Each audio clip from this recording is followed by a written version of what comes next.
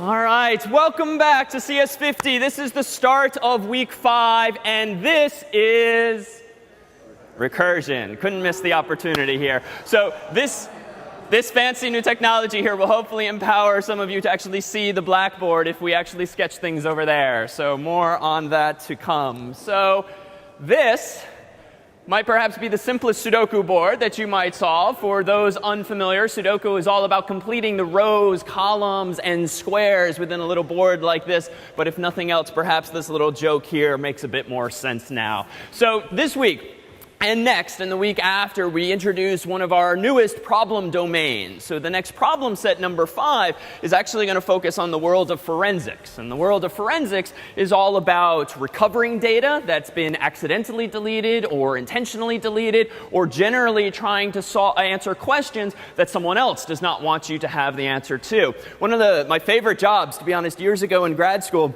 was an internship I started over the summer, which was working for the Middlesex District Attorney's Office, working for their forensic investigator and learning a lot about how this stuff works. In a nutshell, what would happen is the local Mass State Police would drop off things like hard drives and USB sticks, sometimes keyboards and mice and monitors, which are actually forensically not all that useful. But we got everything from actual suspects' homes or offices, and our job was to answer questions of the form, did he or she do it? Now, quite often, the answer was unclear, because there isn't necessarily a smoking gun digitally on a computer. But I will say within Middlesex County, sometimes the answer was as easy as double-clicking a secret folder called My Documents, inside of which evidence could quite often be found. But more technically interesting was when we would have to actually recover data, whether it was images that had been deleted intentionally or from a browser's cache, whether it was Excel spreadsheets with financial information that needed to be deleted, or emails that had been sent, or issuing subpoenas to local ISPs like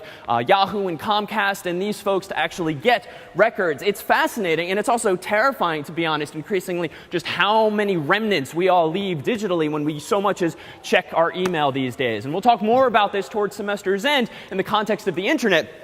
But this week, we'll begin to focus on the lower level details of your own laptops and your own USB sticks and external hard drives as to just how much data is actually there, even when you think you have deleted said information. Now, with that said, shows like this have glorified the sexiness of doing forensic investigations. And they've also conveyed to the population that we can do some amazing things with computers. So that's not always the case. For instance, if you've ever been watching a TV show, something like Law and Order and the like, and the cop's leaning over the shoulder of the computer technician, and he or she says something like, "Can you enhance that?" Like, no, you can't usually enhance that, whether that is a license plate or some suspect's clothes that they're wearing. We don't have infinite zoom. If you've taken a photo with your camera or with your digital camera and you start zooming in, you typically start seeing things get pretty pixelated and pretty splotchy. So for the most part, that's what the cops would also see. So we'll also try to debunk some of these myths that are propagated by shows like this. Also, too, hopefully after taking this semester, we're going to kind of ruin accidentally a whole bunch of movies for you, because you're going to start noticing in movies and also TV that there's just crazy talk sometimes. Right? They'll spend $1 million producing some TV show and not so much as ask a computer-oriented intern what a technically accurate thing to say would be. You've all probably seen the movie Jurassic Park, a famous clip that you might not have noticed at the time, but is with us on YouTube to this day, was this clip here. It's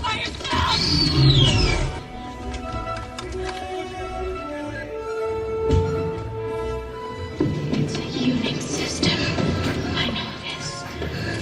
It's all the files of the whole park. It tells you everything. I gotta find the right file. OK, so first of all, it's a Unix system is essentially the same as saying, it's a Mac, or something ridiculous like that. And the program that she then proceeded to use with all of those little, the squares and the rectangles that you just saw depicted, is apparently just a graphical file browser whereby your folders are depicted as cubes or squares on the screen. So these were essentially things a person would have double-clicked. Another one that we're fans of, this one, related to CSI here. We haven't used all of this jargon here, but it too is a bit of crazy talk by the writers. For weeks I've been investigating the Canby Killer murders with a certain morbid fascination. This is in real time. I'll create a GUI interface using Visual Basic. See if I can track an IP address. Okay, that means nothing. Like, I will create a graphical user interface using an old dated language to track an IP address. It's not the right technical solution to this problem. We'll give you, let's see, one more. And this one I'm looking forward to using this spring in our iPhone programming class for reasons that will become clear in a moment. It's a 32-bit IPv4 address. IP, yes, internet. Private network. It's a Midas private network.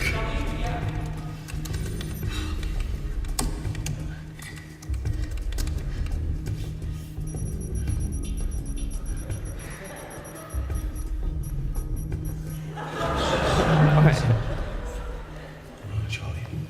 It's a mirror IP address. She's letting us watch what she's doing in real time. Now, let me rewind a split second here and go back to this one in particular. Again, not a language we ourselves will be using, but we'll be using in CS164 this spring. Fast forward and... So, this is a programming language called Objective-C, used these days to program on the iPhone as well as on the Mac. Pretty sure whatever this hacker was doing has nothing to do with crayons, as suggested down here in the source code. If you also look through this, what this code is actually implementing is something completely benign. It's like a little toggle switch on an iPhone or an iPod Touch, where you touch the little blue thing and it moves left to right. So there's a whole lot of Easter eggs ahead of you if you start pausing your TiVo or Hulu online. But hopefully one of the goals of this course, not just to ruin certain popular media for you, but really is to make sure that after a course like this, you're actually making educated and informed decisions when it actually comes to these technologies. So, without further ado, problem set 4 this week challenges you with an even larger set of distribution code. Whereas last week you did get a bit of distribution code for Game of 15, this week we hand you more. So the goal, just like last week, is to first understand code that someone else has written. And this will be incredibly common, not if you go off and necessarily program with, for a company or with some partner working on some project, but even if for your own final projects or side projects that you might want to implement, you need to use something called an API, an application programming interface. Quite common at the end of the semester is not for you guys to implement your entire project from scratch, but rather to stand on the shoulders of other people who have written code that you can incorporate into your own programs so that your product is actually much more glamorous than it might be if you had to do absolutely everything from scratch. So we've provided you with a framework for the game of Sudoku. Out of the box, when you run it, it looks a little something like this. Unfortunately, it doesn't do anything. If you hit up, down, left, and right, that green cursor doesn't actually move. But once you begin to fill in some of the blanks, and this time we're a little less explicit as to where these blanks are. We don't say to do, to do, to do. We instead leave it to you to determine, both on your own and with the help of the walkthrough, where you need to start augmenting the code in order to add things like support for the cursor, up, down, left, right, and also detecting when the game has actually been won. So there's also the hacker edition this week, whereas much like God mode last week in Game of 15, this week the hackers among you will have to implement a hint mode, whereby hitting H will begin to spoil the fun of the game, and hitting H again and again and again will start to reveal one after the other correctly positioned numbers on the board. So this is going to require that those of you tackling the hacker edition essentially figure out how to solve Sudoku and then reveal one at a time a potential number to the user that is playing. So that is Sudoku. And I thought I would show you just two things.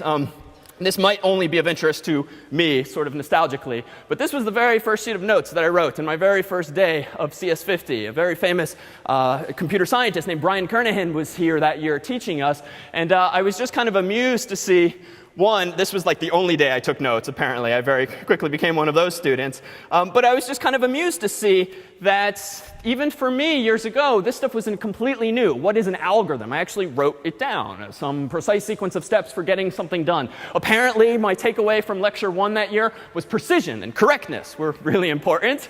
And I was really in an exclamation point phase here where I scroll, let's see, my last page of notes in my first section where it's reinforced. So these are the top 3 things, apparently, that I took away from the first weeks of CS50. But this is to say, too, like all of this was new to me when I first dove in years ago. So realize you remain in very good company. Now, one of your classmates, last clip for now, one of your classmates actually sent me this link after he had just finished PSET 3 with great delight. And it's perhaps representative of the emotions some of you have felt quite a bit.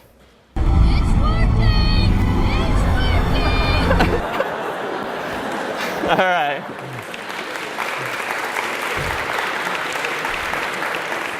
So this was bad. So this implementation of swap, though at first glance seemingly correct in that it does swap 2 inputs, A and B, we've emphasized multiple times that this is actually fundamentally flawed. Because as soon as the swap function returns and you hit that curly brace, well, that's it.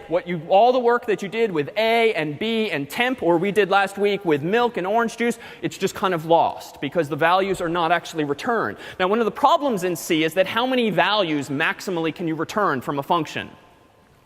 So just 1, right? You can return nothing, which is the case of void, or you can return an int, or a char, or a pointer to a string, as we'll see. But you can really only return 1 thing. Now, you can actually return multiple things if you return like a 2-element array or a 3-element array, or you return this thing called a pointer. But these are not very elegant solutions. And so in the world of C, typically, if you want a function to take inputs and produce multiple outputs, what you do is you do not pass in those inputs by value, by copy. In other words, you don't do this. Instead, what you do is the promised solution from last week of you do this. Ever so slightly different, but those stars before the A and the B make all of the difference. This notation, star A and star B, mean don't pass A and B in by value. Don't pass in copies of them, but rather pass them in by their address, by a pointer. So pointers are every semester, for myself included back in the day, like very often a very challenging concept. But really, if you just reduce it consistently in your mind to just the basic definition, a pointer is an address. And so star A means give me the address of some integer. You can typically reason through any sort of new type of code that might at first glance look pretty arcane. So this syntax here is saying when I take in 2 arguments, let's call them A and B, they're not going to be actual integers. They are going to be the addresses of integers. And just as I did over here with the milk and OJ, by kind of writing directions on a sheet of paper and then handing those to the swap function in our imaginary tale here, well, that's exactly what's happening here. You're being handed a map to the computer's memory, and you're saying A is going to be here, B is going to be there. If you want to change those values, go there, change them, and now you've actually effectively not returned 2 values, but you've affected 2 values. And so this is a very common paradigm, and it will also enable us to do much more interesting things. And in fact, we'll begin now to peel back even more layers. The CS50 library, that thing called argv for command line arguments, we've actually been using pointers and memory addresses for quite some time. We just haven't revealed such syntax. So let's actually see this work. So I've gone ahead here and launched the CS50 appliance. I've opened a file called